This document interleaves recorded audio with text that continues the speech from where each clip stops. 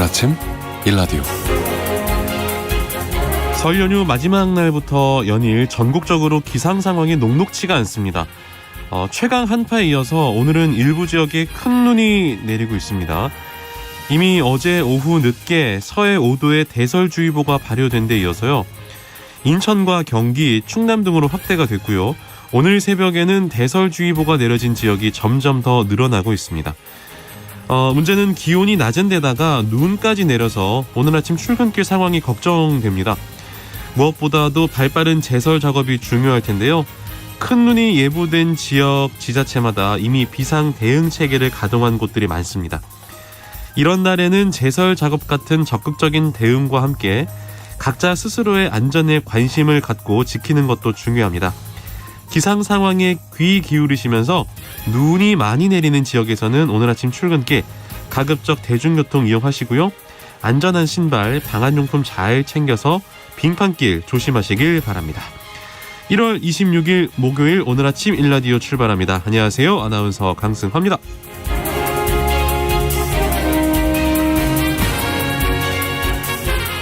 오늘 아침 일라디오 오늘도 여러분과 생방송으로 함께하겠습니다. 방송에 참여하실 분들 단문 50원, 장문 100원이 드는 유료 문자 샵 9730 이용하셔도 되고요. 유튜브에 KBS 일라디오 공식 채널 검색하고 들어오시면 채팅창에 참여하실 수 있습니다. 콩 어플리케이션에서도 일라디오를 보이는 라디오로 함께 하실 수 있습니다. 유익한 정보와 살아있는 이야기가 있습니다. KBS 오늘 아침 일라디오. 올해부터 고향사랑 기부제가 시작이 됐습니다. 각 지방자치단체마다 고향사랑 기부금 유치를 위한 홍보전이 뜨거운데요. 농수산 이슈 오늘은 고향사랑 기부제가 가진 의미와 활용에 대해서 알아보겠습니다. 한국농정신문 원재정 기자 연결해 볼게요. 안녕하세요. 네, 안녕하세요. 한국농정신문 원재정입니다. 올해 1월 1일부터 고향사랑 기부제가 본격 시행이 됐는데요. 이미 알고 계신 분들도 많지만 그래도 어떤 것인지 간단하게 알아보고 갈까요?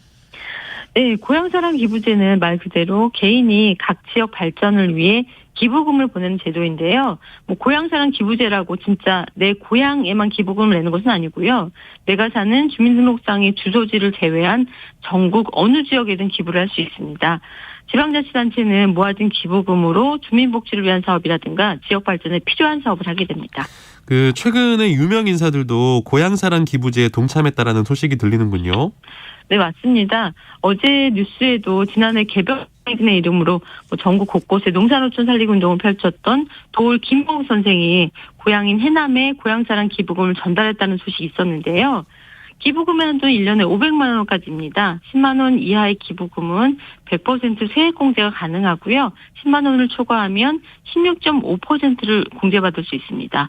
기부를 받은 지자체는 기부자에게 기부액의 30%를 포인트로 지급하는데 이 지역 특산물로 만든 답례품뿐 아니라 여행상품권 등 다양한 답례품으로 되돌려줍니다.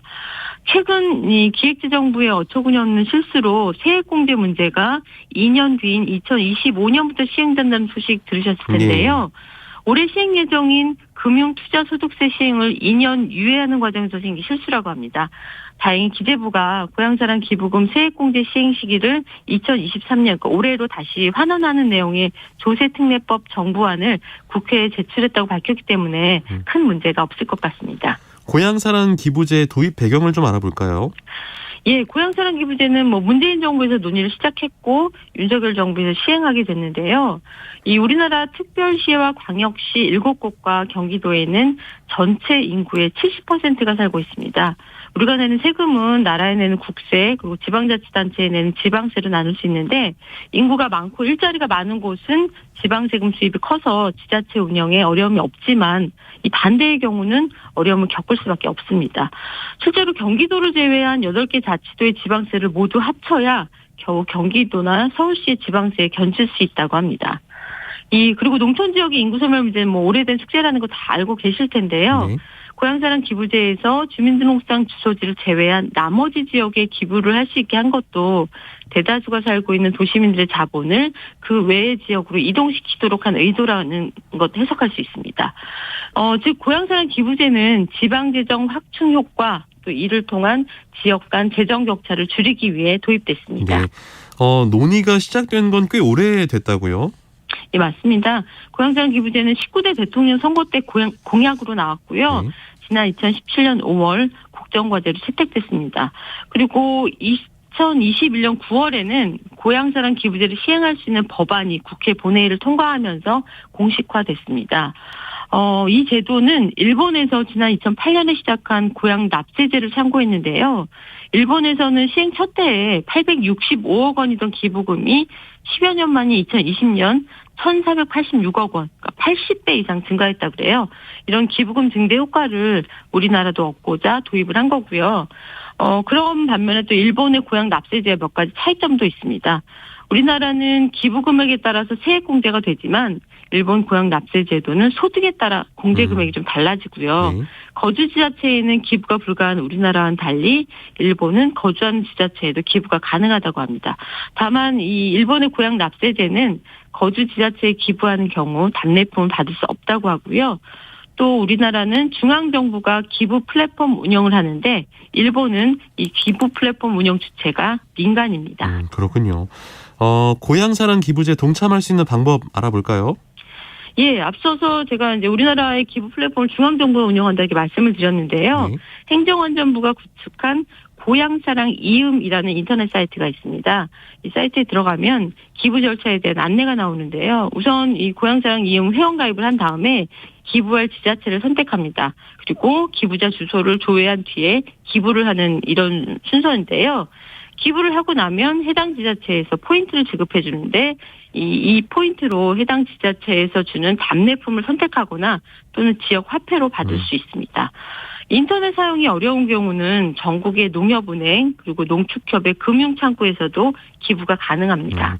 고향사랑 이음 사이트에서 간편하게 기부도 하고 답례품 주문까지 어렵지 않아 보여요. 예, 어렵지 않습니다. 네. 그 답례품을 이제 주로 지역 농축수산물로 구성된 경우가 많은데요. 국내산 농축수산물 홍보와 소비에도 큰 도움이 될 것 같습니다. 이 답례품만 봐도 지역사랑 느낌이 물씬 나는데요. 이 철원 오대쌀이라든가 안동 소주, 상주 곶감, 영광 굴비, 신장 고추장, 예산 사과, 행성 한우, 임실 치즈 이렇게 각 지역을 대표하는 특산품들이 답례품 목록에 쭉 들어있고요. 농가 체험이라든가 케이블카 탑승, 템플스테이 등 단품의 관광 상품도 있습니다. 특색 있는 답례품으로는 전남 장성과 전북 무주 순창, 경남 의령에서 준비한 벌초 대행 서비스가 눈에 띕니다. 네. 설에 고향에 다녀오신 분들은 고향자랑 기부제 홍보 현수막 많이 보셨을 텐데요. 그만큼 기부금을 우리 지역으로 가져오려는 지자체의 유치전이 굉장히 뜨거운 상황입니다. 그러면은 지자체에 기부한 이런 돈들, 금액들 어떻게 사용이 되는지 궁금하네요. 예, 고향사랑 기부제의 핵심은 기부금을 많이 걷는 것뿐만이 아니라 이 기부금을 어떻게 사용하는가의 문제일 텐데요. 사실 이 부분은 준비가 좀 부족하다는 것이 관계자들의 우려 섞인 설명입니다. 우리나라 고향사랑 기부제가 일본의 고향 납세제를 수정하고 보완해서 만든 제도인데요. 그 보완 사항은 어떻게 거둘 것인가, 그러니까 이 모금 부분에 한정이 되어 있다는 것이 문제입니다. 제도를 관장하는 곳이 행정안전부거든요. 네. 행안부는 어떻게 모금을 잘할 것인가에 치중을 했고 지자체의 담당 역시 회계나 세무 분야다 보니까 이 관련 정책을 수립하기에는 쉽지 않은 상황이라는 건데요. 한국농정에서 고향사랑 기부제의 과제에 대한 의견 들어봤습니다. 권선필 모건대 행정학부 교수는 기부는 기부자들을 설득하는 게 기본인데 지금 고향사랑 기부제는 기부하는 사람의 입장이 아닌 기부 받는 사람의 입장에서 진행하고 있다. 이런 점을 지적을 했고요. 또 기존의 예산 체계에서 해결할 수 없었던 사업 그러면서도 지역 특성에 맞는 사업들을 구체적으로 개발해서 기부자들에게 제시를 해야 되는데 현재는 그런 것이 보이지 않는다. 이런 것들을 문제점을 얘기했습니다. 즉 고향사랑 기부제의 의미는 많이 알렸지만 지자체들이 강론해서 준비가 더 필요하다는 얘기가 됩니다. 그러니까 고향사랑 기부제에 참여한 기부자들에게 기부금이 의미 있게 사용되는 것을 보여주는 게 결국 이 제도를 발전시키고 지속할 수 있는 힘이 되지 않을까라는 생각이 듭니다. 예, 맞습니다. 관련해서 박진도 지역재단 상임 고문 역시 제도의 초점을 기부금 유치에서 정책으로 빨리 옮겨와야 한다 강조했는데요. 네. 특히 현재 이 답례품 위주 유치 경쟁 과열을 매우 경계하는 입장을 보였습니다. 박진도 상임 고문은 이런 방식이라면 무엇보다도 선거철이 되면 유치 실적이 크게 부각되고 다른 정책은 싹 묻힐 수 있다. 이렇게 얘기를 했고, 지자체장은 또 무슨 수를 써서라도 기부금을 모아야 하고 그 과정에서 어떤 비리와 불법이 발생할지 가늠할 수 없다. 이렇게 우려했습니다. 답례품에 집중하다가는 특산품이 좋고 기획을 잘하는 지자체에만 기부가 올려서 지자체 간에 이 부익부 빈익빈 현상을 심화시키게 될 수 있다는 점도 지적을 했고요. 네. 또 지역 내에서 누구의 어떤 상품을 답례품을 선정할 것인가 이런 문제를 두고 이전엔 없었던 분란도 일어날 수 있다 이렇게 문제점을 짚었습니다. 그렇군요. 혹시 뭐 또 다른 의견도 있습니까? 예, 한국농동에서 이제 현장의 의견도 좀 들어봤는데요. 네. 경북 상주 지역에서 지역 활동을 오래 해온 농민 조원희 씨는 기부금 운용에 있어서 지역 주민의 참여를 특히 중요한 과제로 꼽았습니다. 조원희 씨는 현재 지역사랑 기부금 운용을 도청과 시군청이 다 맡아서 하게 돼 있는데 중간 지원 조직을 넣어서 운영을 맡게 된 일본처럼 민간 참여를 통해서 유연성을 발휘하는 방식을 도입하는 것이 필요하다. 그리고 또 읍면 단위에서 기부금 사용 계획을 세워서 주민 주도로 사용할 수 있게 하면 주민 자치를 위한 소중한 종잣돈으로 활용할 수 있다. 이렇게 의견을 전했습니다. 모처럼 지역 활성화를 위한 민간 기부 제도가 출발했는데요. 이 농촌에 활력이 될 수 있도록 관련 운용과 정책도 하루빨리 정착됐으면 좋겠습니다. 네, 농수산 이슈 한국농정신문 원재정 기자와 함께했습니다. 고맙습니다. 네, 고맙습니다. 겨울철 눈이 많이 내릴 것에 대비하여 기상청에선 대설주의보와 대설경보를 발령합니다.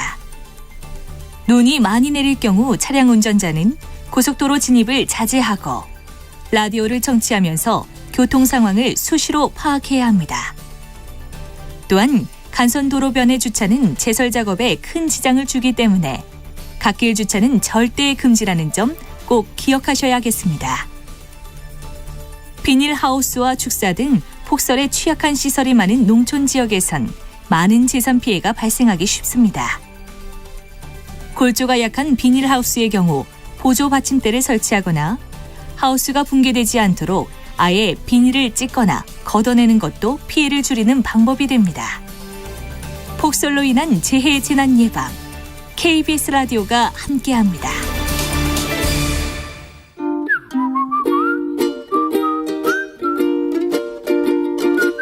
오늘 아침 1라디오 강승화 아나운서의 진행으로 듣고 계십니다.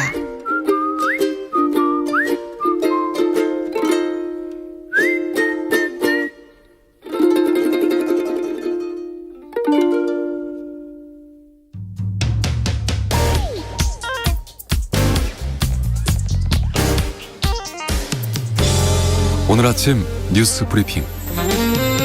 뉴스 브리핑 정상근 기자 연결하겠습니다. 안녕하세요. 네, 안녕하십니까. 연이틀 극심한 한파가 이어지면서 인명피해가 발생을 했군요. 네, 설 연휴 마지막 날부터 어제까지 영하 20도 안팎의 강추위가 몰아쳤는데요. 이에 따라 전국 곳곳에서 한파 피해가 잇따랐습니다. 그제 오전 8시쯤 이 충북 진천군의 한 아파트 지상 주차장에서 80대 노인이 쓰러진 채 발견이 됐는데 결국 숨진 사고가 있었고요. 또 수원시 장안구 광교산 등산로에서도 이 80대 어르신이 동상을 심하게 입은 채로 발견되기도 했습니다. 교통사고도 계속 이어지고 있는데요. 이 전남 나주시에서는 국도를 달리던 5톤 트럭과 9톤 트럭이 정면 충돌해서 한 명이 숨지고 한 명이 다친 일도 있었고요. 또 계량기와 수도관 등 동파 피해도 이어져서 이 부산에서는 상수도관에서 물이 흘러나와 도로와 주차장이 얼어붙기도 했습니다. 또 이 추위 때문에 부천에서는 상가의 유리문이 깨지는 일도 있었고 이 집 현관문이 열리지 않는다라는 신고도 잇따랐다라고 합니다. 또 의정부시에서는 정전이 발생해서 이 40여 세대가 영하의 한파에 떨기도 했었습니다. 네, 오늘은 큰 눈이 내리는 지역이 많이 있습니다. 네, 기상청은 최근 강추위를 일으킨 서쪽의 대륙 고기압이 이동성 고기압으로 바뀌면서 어제 오후부터 기온이 차츰 올라가고는 있다라고 봤습니다. 그런데 이 유입된 따뜻한 공기가 찬 공기를 타고 오르면서 눈구름이 만들어졌는데요. 어제 늦은 밤 서쪽부터 눈이 내리기 시작해서 오늘 새벽과 아침 사이 중부지방 대부분에 폭설이 이어지고 있습니다. 특히 기상청은 중부지방에 눈이 제일 많이 쏟아지는 때가 오늘 출근 시간대일 것으로 전망을 했습니다. 네. 기온이 좀 올라갔다고 하지만 기본적인 겨울 추위가 있기 때문에 눈이 그대로 길에 얼어붙고 있는데요. 때문에 오늘 출근길이 빙판에 가깝고 그래서 출근길에 유의하셔야 될 것 같습니다. 이 적설량도 꽤 될 것으로 보이는데요. 인천과 경기 서해안, 충남 서해안, 제주 산지에 눈이 많이 오는 곳은 오늘까지 적설량이 10cm를 넘는 곳도 있겠습니다. 그리고 기온은 내일부터 다시 내려가겠는데요. 다만 그 연휴 한파만큼 춥지는 않을 전망이라고 합니다. 네, 출근 시간대 특히 눈이 집중되는 만큼 철저한 대비가 필요하겠는데 행정안전부도 새벽 0시부터 중대본 1단계를 가동을 했고요. 위기경보 수준 역시 관심에서 주의로 상향해서 폭설 대응에 나섰습니다. 눈이 오는 지역은 가시거리가 짧고 도로가 미끄러우니까요. 운전하실 때 속도 줄이시고 안전거리 확보하셔야겠습니다. 가능하시면 차량 이용 자제하시고요. 대중교통 이용하시길 바랍니다. 다만 혼잡이 예상되기 때문에 여유 있게 소요시간 계산하셔야겠습니다. 자, 이어서 정치권 소식도 만나볼까요? 네, 국민의힘 나경원 전 의원이 당대표 선거에 출마하지 않겠다라고 공식 선언했습니다. 뿐만 아니라 지지선언 등 이 전당대회에서 어떤 역할도 맡지 않겠다라고 밝혔습니다. 나경원 전 의원은 당의 분열과 혼란을 막고 화합과 단결로 돌아올 수 있다면 용감하게 내려놓겠다라면서 솔로몬 재판의 진짜 엄마 심정이라고 말했습니다. 해외 순방에서 돌아온 윤석열 대통령은 어제 국무회의를 주재하고 순방 성과를 강조했습니다. 윤석열 대통령은 아랍에미리트에서 300억 달러 규모의 투자를 유치한 점을 강조하며 UAE가 어느 나라와도 맺지 않은 압도적이고 전례 없는 규모라고 평가했습니다만 네. 이란 관련 논란에 대해서는 발언하지 않았습니다. 이재명 민주당 대표는 최근 급등한 난방비 관련해서 취약계층 지원을 신속히 해달라라면서 에너지 지원을 포함한 30조 원 추가 경정 예산 편성을 제안했습니다. 그러나 국민의힘은 검찰 소환을 앞둔 이재명 대표의 이 사법 리스크를 덮기 위한 것이다라며 거부했습니다. 한편 여야는 오는 30일 1월 임시국회 안건 처리를 위한 본회의를 열기로 했고요. 다음 달 2일부터 바로 2월 임시국회를 시작하기로 합의했습니다. 그러나 양곡관리법, 안전운임제 등 쟁점 법안에 대해서는 입장차를 좁히지 못했습니다. 생수 가격도 크게 오를 전망이라고요? 네, 국내 생수 시장에서 40%가 넘는 점유율을 차지하고 있는 제주 삼다수가 다음 달부터 가격을 인상한다라고 밝혔습니다. 2018년 이후 5년 만에 가격 조정인데요. 인상률이 평균 9.8%나 됩니다. 제주도개발공사 측은 국제유가 급등에 따른 원가 부담, 인건비 상승, 페트병 등 재료값 상승에 따른 것이다라고 밝혔는데요. 이에 따라 다음 달부터는 대형마트에서 500ml짜리 삼다수는 480원, 2리터 제품은 1,080원에 판매될 예정입니다. 다만 판매처마다 가격이 조금씩 다를 수는 있습니다. 그리고 빙그레는 다음 달부터 메로나, 비비빅, 슈퍼콘 등 아이스크림 제품 가격을 올린다라고 발표했습니다. 빙그레에 따르면 일반 소매점을 기준으로 메로나, 비비빅을 비롯한 바 형태의 아이스크림 가격은 1,000원에서 1,200원으로 20% 올리기로 했다라고 밝혔는데요. 이 가격 인상은 내달부터 대형마트와 편의점 등 채널별로 순차적으로 적용되고요. 이 빙그레의 아이스크림 가격 인상은 지난해 3월에 이어서 1년 만입니다. 네. 새학기부터 일부 학교에서 초등학생들을 대상으로 저녁 돌봄 시범 사업을 시작합니까? 네, 올해 3월 새학기부터 경기 지역 등 5개 시도 200개 초등학교에서 오후 8시까지 원하는 학생이 돌봄 교실 등을 이용할 수 있는 늘봄 학교가 시범 운영됩니다. 각 시도 교육청은 물론 각 시도 교육청은 이 돌봄 공백이 가장 큰 이 초등학교 1학년을 대상으로 다양한 프로그램을 활용한 에듀케어를 지원하고 네. 토요 방과후 등 지역 교육 여건에 맞는 프로그램도 마련하기로 했습니다. 특히 초등학교 입학 직후에는 그 유치원보다 이른 정오께 학교에서 이 돌봄 공백이 크다라는 지적이 있었는데요. 이들 학교는 1학년 학생을 대상으로 프로그램을 만들어서 수업 후 교실에서 놀이 체험 활동을 할 수 있도록 한다라는 방침입니다. 또한 인천 지역은 정규 수업 전 일찍 등교하는 학생들을 대상으로 독서 교실, 악기 교실 등을 만들어서 아침 틈새 돌봄을 제공할 예정이라고 밝혔습니다. 이 교육부는 이 늘봄 학교를 2025년부터 전국으로 확대할 예정입니다. 네. 단독주택 공시가격이 많이 떨어질 예정이라고요? 네, 재산세 등 세금 부과 기준이 되는 표준 단독주택의 공시가격이 지난해보다 5.95% 내린 수준으로 확정이 됐습니다. 표준 단독주택 및 토지의 공시가가 하락하는 것은 지난 2009년 이후 처음인데요. 이에 따라 올해 부동산 보유세 부담은 2020년 수준으로 줄어들 것으로 보입니다. 앞서 국토교통부는 지난달 이 정도 수준의 공시가 하락을 예고한 바 있는데요. 이 공시가 열람 및 의견 청취 기간에 들어온 의견은 5,400여 건으로 지난해와 비교해서 53% 정도 줄었다라고 합니다. 이 공시가가 줄면 보유세 부담이 낮아지기 때문에 굳이 이의 제기를 하지 않은 것으로 보입니다.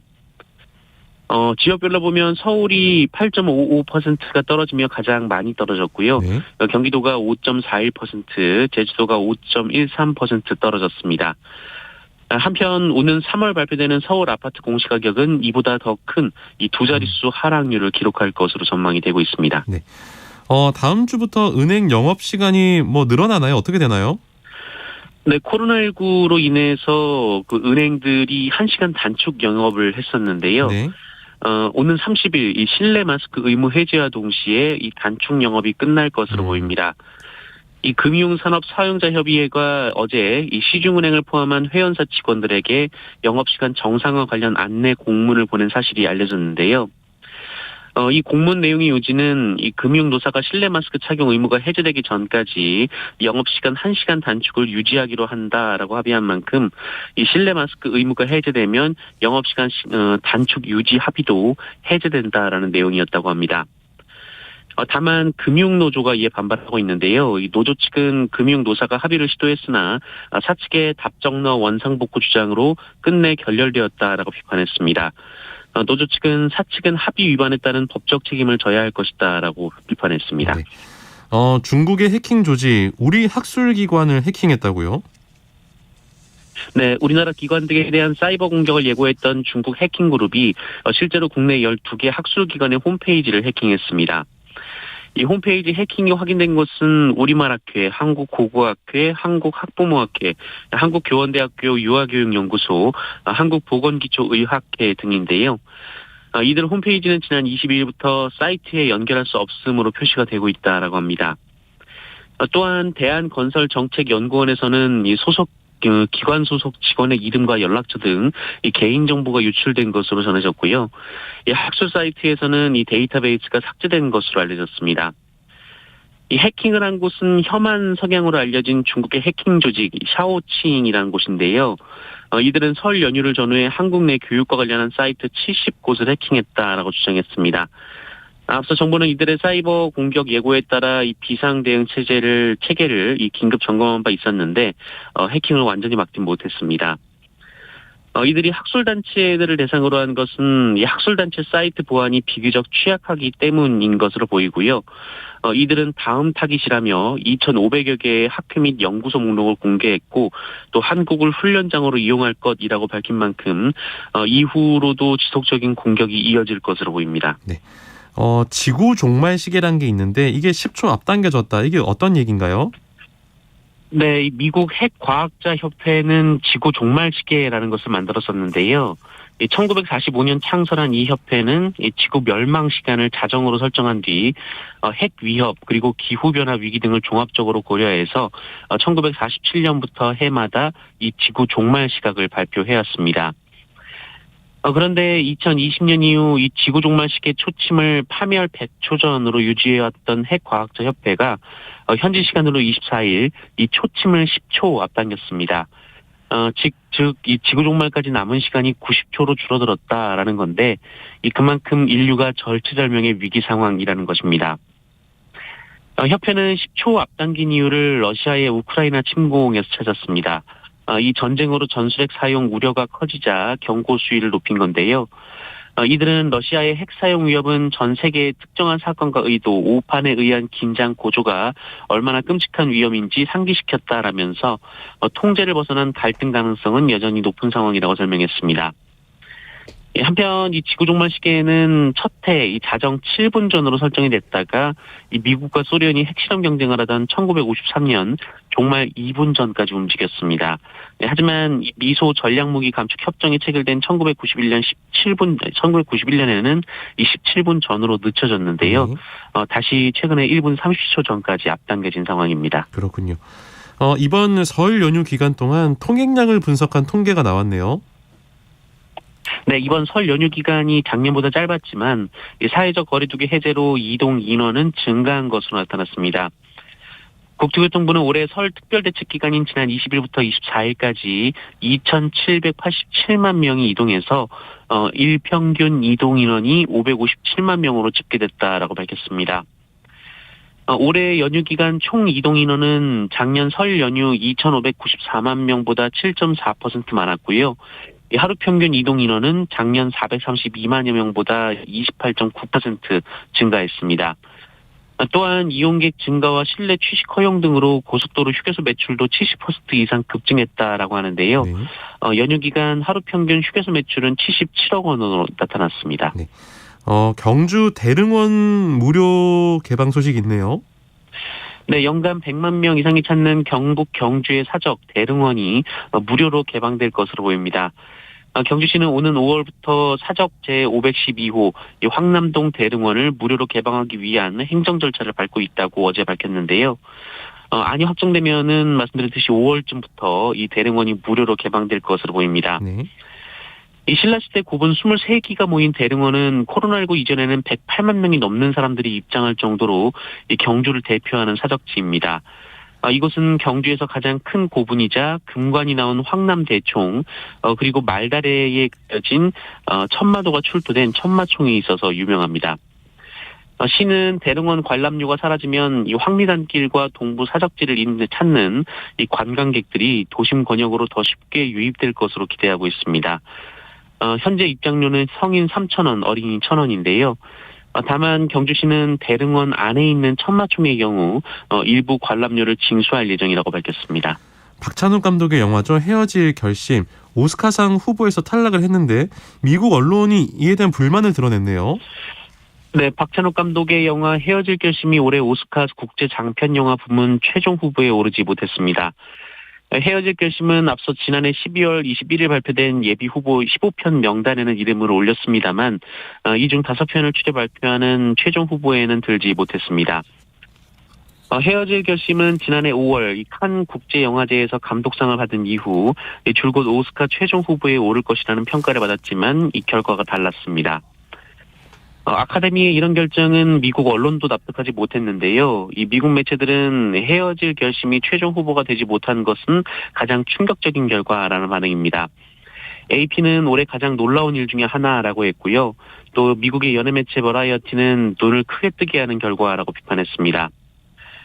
이 헤어질 결심은 박찬욱 감독이 2016년 아가씨 이후 6년 만에 내놓은 신작인데요. 칸 국제영화제에서 이 감독상을 받으면서 전 세계 관객이 극찬을 받았고 또 영화제 상영 당시 관객과 평단으로부터 한 목소리로 걸작이라는 평가를 받아왔습니다. 네, 뉴스브리핑 정상근 기자였습니다. 고맙습니다. 고맙습니다.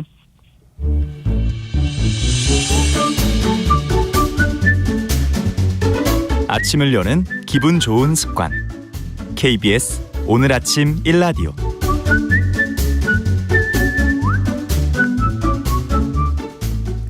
농어촌에서 발생할 수 있는 법적 분쟁 상황을 보다 현명하고 지혜롭게 대처할 수 있는 방법 배워보겠습니다. 우리 동네 박 변호사, 법률사무소 한아름의 박형윤 변호사 연결하겠습니다. 박 변호사님 안녕하세요. 안녕하세요. 예, 설 잘 새셨어요? 잘 새셨냐고 물어봐 주시니까 너무 친근한데요. 설에도 잘 보냈냐고 나 물어보시는데 샜다는 얘기를 우리 동네에서 많이 하거든요. 예, 설 새는 거잖아요. 예. 그렇죠. 네. 너무 재밌게 보냈고요. 네, 다행히 이제 저는 이제 차가 막히지 않아가지고 더 재밌게 보내주셨던 것 같고 좀 아쉬웠던 거는 설 연휴가 딱 그 일요일이었잖아요. 네. 설날이. 원래 평일에 이렇게 장보러 가는 게 되게 재밌거든요. 연휴가 앞에가 좀 짧아가지고 이번에 장보러를 못 가가지고 물론 음식장만 제가 했지만 어쨌든 간에 장보러 못 가는 게 좀 아쉬웠지만 되게 재밌게 보냈습니다. 아유, 잘하셨네. 지금 서울을 비롯한 중부지방에 눈이 좀 많이 내리고 있는데요. 네. 변호사님 계신 호남 지역은 눈이 좀 오고 있나요, 지금? 눈 많이 왔어요. 많이 여기. 왔어요? 많이 왔고요. 왜냐면 물론 제가 살고 있는 전주는 안 왔지만 제가 설 연휴 때 갔던 정읍, 광주 이쪽은 예. 눈이 많이 와가지고 차량 소통하는데 좀 상당히 좀 힘들었어요. 그렇군요. 예. 아무쪼록 좀 빙판길도 좀 조심하셔야겠습니다. 네. 자, 오늘은 또 어떤 사례인지 이야기 듣고 계속해서 이어나가겠습니다. 네.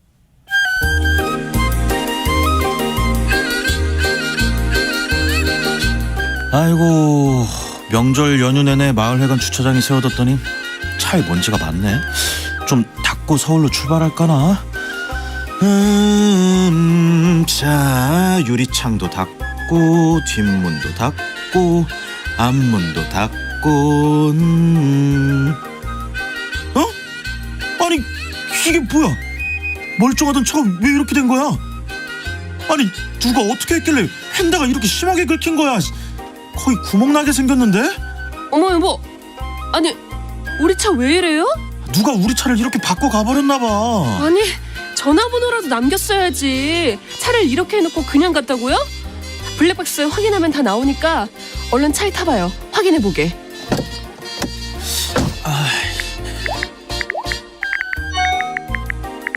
블랙박스 영상에 사고 낸 차는 분명히 찍혔는데 하필이면 번호판이 제대로 안 보이네. 어쩌지? 그러면 저기 마을회관 주차장 CCTV가 이쪽을 찍고 있으니까 이장님한테 도와달라고 연락해보면 될 것 같은데. 어머, 저기 이장님 나오신다. 이장님! 아이고, 오랜만이구만. 영인의 부부 아니요?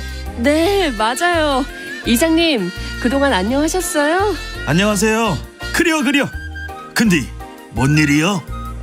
네, 다름이 아니라 밤새 저희가 차를 여기 세워뒀는데 누가 저희 차를 이렇게 긁어놓고는 연락처도 안 남기고 그냥 가버렸어요. 저희 차 블랙박스에는 사고 낸 차량 번호가 잘 안 보이는데 저기 마을회관 CCTV 좀 확인할 수 있을까요? 웜에 어째 이런 일이 다 있다냐? 그러면 같이 회관 들어가서 CCTV 확인해 보자고. 얼른 들어와. 네, 감사합니다.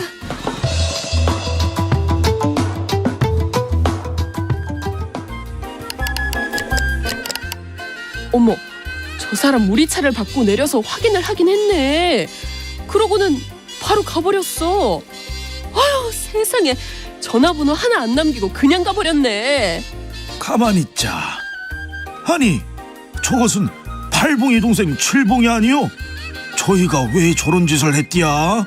이장님, 죄송하지만 저희가 지금 바로 서울 올라가야 해서요. 급한데 이 CCTV 영상 저희가 가져가도 되겠죠? 그려, 영상이 필요하면 가져가야지. 서로 말로 잘 해결하면 좋겠는디. 네, 하지만 그 사람 너무 괘씸하네요. 그래도 이장님 감사해요. 덕분에 이 CCTV 영상 잘 쓸게요. 우선 뺑소니로 경찰에 신고하려고요. 그려, 그러면 설 연휴에 고향에서 이런 일이 있어서 마을 이장인 내가 다 미안하긴 한디 아무쪼록 잘 해결했으면 좋겠구먼. 야, 이런 일이 진짜 요즘에 많은 것 같은데. 많죠. 주차해둔 차가 훼손이 됐는데 이제 그냥 갔기 때문에 이게 뺑소니가 되는 거죠? 뺑소니가 되는 거죠. 예. 우리가 사람이 다친 거를 조치하지 않고 가는 것도 뺑소니지만 이렇게 차에 대한 물적인 훼손을 일으키고도 그냥 가는 것도 뺑소니가 됩니다. 그 주차된 차량 뺑소니에 대한 처벌 기준이 혹시 있습니까? 있죠. 도로교통법에 정해놓고 있고요. 네. 20만 원 이하의 벌금이나 구류 또는 과류에 처할 수 있는 상황인데 통상 이제 그 벌금형으로 한 10만 원 정도 하는 것 같습니다. 그렇군요. 아무튼 이게 저희 서울에 있는 여러 주차장에서도 이렇게 워낙 자리가 좁기 때문에 이런 일들이 많이 생기는데 이제 상대 차량을 이제 주차하다가 긁은 경우에는 만약에 이제 그 긁힌 차량의 운전자가 없을 경우 그 피해 차량에다가 전화번호 정도만 남겨놓고 가도 되는 건가요? 어떻게 해야 되나요? 그렇죠. 뭐 이제 명함 놓고 가도 되고요. 네. 아니면 뭐 주차 관리 사무소에다가 그 상황을 알리고 이제 연락처를 알리고 가도 되고, 일단 피해를 누가 냈고 그걸 어떻게 처리하면 좋을지에 대한 그런 상황을 특히 이제 연락처를 알려주고 가면 됩니다. 그러니까 연락처만 남겨둬도 뭐 큰 문제는 없다는 말씀이신 거죠? 그렇죠. 예. 이제 오늘 그 저희가 들었던 사례는 어찌됐건 뺑소니로 차량이 훼손이 된 건데 당연히 배상을 받을 텐데 어떤 방식으로 배상을 받아야 됩니까? 일단 정상적인 저 자리에 주차를 했으면 운전자 과실이 없으니까 뭐 100% 다 보장을 받을 수가 있는데, 네. 뭐 이중 주차, 뭐 불법 주차, 뭐 이런 상황이면 그 피해 차량도 과실이 좀 생길 수가 있어요. 뭐 한 10에서 한 20%. 네. 예, 그렇기 때문에 그런 부분을 빼고 그 보상을 받을 수가 있고요. 뺑소니 그 범인을 잡지 못하면 자차 보험으로 처리를 해야 됩니다. 만약 이제 유료 주차장이라고 하면 주차장에서 이제 배상을 받을 수도 있긴 하지만요. 그러니까 그 돈을 내고 차를 세우는 유료 주차장에서 이런 일이 생기면 주차장 측에다가 청구를 하면 되는 거고. 네네네. 차를 좀 약간 좀 뭐 불법 주차 가능성 있는 곳에 세워두면 내가 100% 보장을 받을 수는 없다라는 그런 말씀이신 거네요. 네, 맞습니다. 그 피해 차량 블랙박스에 뺑소니 차량 번호판이 안 보여서 이제 마을회관 CCTV 영상으로 뺑소니 한 사람 확인을 했어요. 근데 네. 이 영상을 피해 차량 차주가 제공을 받아서 경찰에 신고를 하면 되는 건가요? 그러시면 안 됩니다. 왜 안 되죠? CCTV 영상을 제공하고 이렇게 받으려고 하면 그 CCTV 영상에 얼굴이 나올 수가 있어요. 네. 근데 얼굴은 개인정보거든요. 근데 개인정보 같은 경우에는 개인정보 주체에 동의가 없으면 함부로 할 수가 없고요. 뭐 공공기관인 경우는 괜찮지만 이렇게 개인들끼리 이렇게 영상을 이렇게 주고받고 하는 거는 개인정보보호법 위반으로 형사처벌됩니다. 아니 뺑소니범 잡으려고 CCTV를 활용하는 건데 좀 이상하네요. 그거 어떻게 그렇게 됩니까? 우리 개인정보보호법에서는 이런 경우에도 공공기관이 아닌 이상은 동의 없이 정보를 주고받으면 안 된다고 규정을 하고 있고요. 만약에 이걸 위반하면 5년 이하의 징역 또는 5천만 원 이하의 벌금에 처해져 있어요. 그렇기 때문에 이런 CCTV 영상은 보관을 하도록 요청을 하신 다음에 네. 경찰이나 공공기관에 신고를 하시고 그 영상을 확보하도록 하시는 게 처벌을 피할 수가 있는 길입니다. 그래요? 그러니까 예. 그러니까 그 피해자들이 그 영상을 활용해서 안 된다는 말씀이신 거죠? 그렇죠. 요새 이런 일이 많이 발생하는데, 네. 뭐 아파트든 뭐 시골에서 뭐 마을회관이든 이런 데서 이 CCTV 영상을 그냥 너무나 쉽게 주세요. 네네.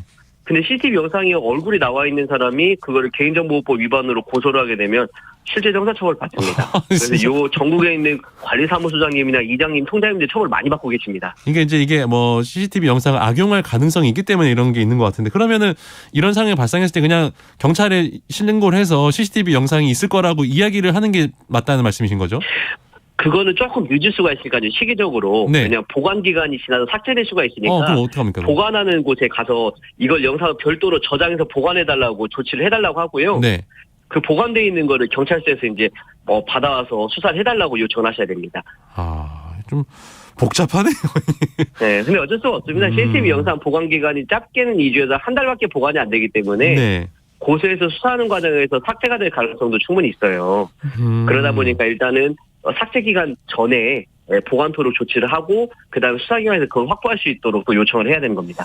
자, 오늘은 주차장에서 종종 발생하는 사고에 대해서 알아보고 있는데, 뭐 피해 차량이 되거나 아니면 실수로 가해 차량이 된 경우 좀 적절한 대응법 다시 한번 정리를 해볼까요? 일단 고의적이거나 실수라도 주차 뺑소니가 뺑소니면 되지 않으려면 사고 현장 이탈하기 전에 연락처를 꼭 남기셔야 되고요. 네. 예, 그리고 이제 반대로 내가 이제 주차장에서 사고를 당했다고 하면 제일 먼저 이제 사고 기록, 현장 사진이나 CCTV 영상 같은 거를 꼭 보관하도록 조치를 해서 피해를 우리가 신고하거나 해서 배상받는 방향을 생각해 보셔야 됩니다. 네. 주차장에서 이런 사고를 예방하려면 주차장이 좀 넓었으면 좋겠어요, 저는. 당연하죠. 근데 그런 게 현실적으로 어렵기 때문에 어떤 점들을 좀 저희가 주의해야 될까요? 이제 주차를 할 때는요, CCTV 영상 확보가 가는 곳에 주차를 하셔야 되고요. 그리고 이제 주차할 때 우리가 불법 주차, 뭐 이중 주차, 민폐 주차 막 이런 경우가 많이 있는데 조금 불편하시더라도 뭐 공영 주차장이나 유료 주차장에 적당히 이제 우리가 좀 이렇게 차를 안전하게 주차할 수 있는 그런 방향을 생각해 보셔야 되고요. 그리고 마지막으로 우리가 주차를 했다고 하면 꼭 그 주차한 위치에서 내가 사고를 낼 수 있고 내가 당할 수도 있잖아요. 네. 기본적인 주법의식을 갖고 꼭 피해를 회복할 수 있는 그런 마음가짐을 가져야 될 것 같습니다. 네. 우리 동네 박 변호사 오늘 박형현 변호사와 함께 주차와 관련된 이야기 해봤습니다. 오늘 말씀 고맙습니다. 감사합니다. 자, 지금 중부지방을 중심으로 많은 눈이 내리고 있습니다. 출근길 빈칸길 또 조심하시길 바랍니다. 저는 내일 아침에 다시 돌아오겠습니다. 아나운서 강승화였습니다. 고맙습니다.